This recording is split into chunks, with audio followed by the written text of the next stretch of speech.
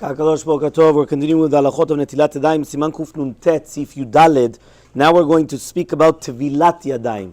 What exactly is Tevilat Yadayim? If right now you took your hands and instead of doing Netilat Yadayim for Hamotzi, for the Seudah, you came and you dipped your hands into a mikveh tahara. So you have a mikveh tahara, or you've got a yam or nahar, you've got places which are kosher to do tevilah, your entire body. So let's say you're by the sea, right? You're by the beach, there's nobody on the beach, and you've got the sea right in front of you. Now you don't have, right, a cup in order to come and to do Netilat Yadayim. What do? You put your hands in the sea, and you do Netilat Yadayim, what's called Tevilat Yadayim, because you're dipping your hands into the water. You're not taking with a utensil and you're drawing it and putting it onto your hands. So therefore, in such a case, this is going to be instead of Netilat Yadayim. You're allowed to do this even lechatechila, in order to do Tevilat Yadayim and not to do Netilat Yadayim. Some Rishonim actually hold that it's better to do Tevilat Yadayim mikveh tahara than to actually do Netilat Yadayim with a keli.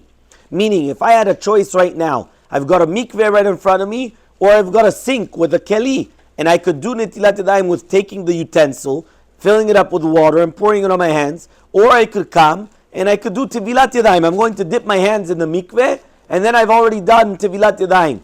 Right? A lot of Rishonim hold that it is better to come and to do Tevilat Yadayim, to dip your hands into the mikveh, than to come and to do Netilat Yadayim.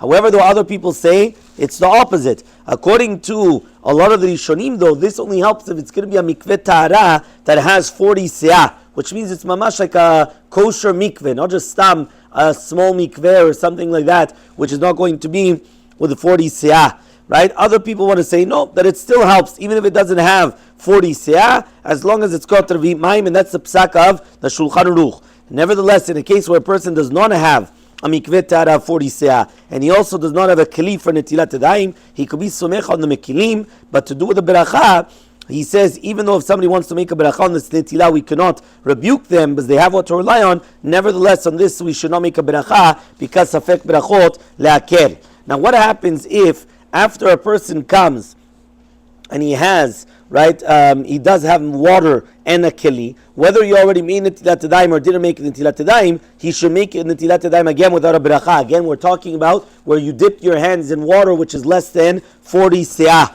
Okay, this is going to be with respect to that. Now, what happens to do with dipping your hands in a mayan or megeshamim, in rainwater or in a mayan, right, we're going to call it a stream. So he says, in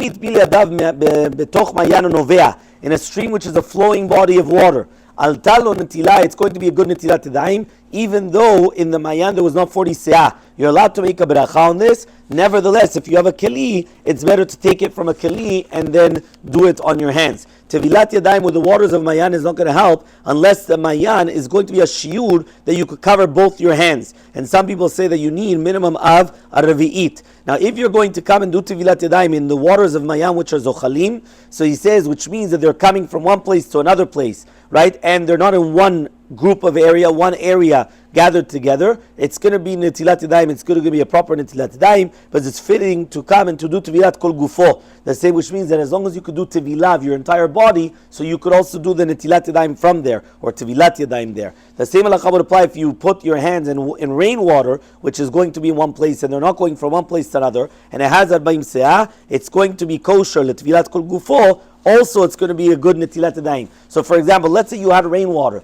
and it all goes inside of a pool, right? And now you're going to come and you're going to do Tevilat Yadayim there. Since if right now you come and you do Tevilah, it's going to be good in that water. So too now that you're going to do Tevilat Yadayim, it's going to be good in that water. However, though, if you come and you put your hands in megeshamim, which are zochalim, which means that they're flowing from one place to another, according to Rabbi Rishonim, it does not help. Why? Because since you cannot do Tevilat Kol Kufo, right, you cannot dip your entire body in it, so therefore it's not going to help. And Bezat Hashem, tomorrow we'll continue with what do you make on the beracha in such a place, right, that you're going to do Tevilat Yadayim instead of Netilat Yadayim.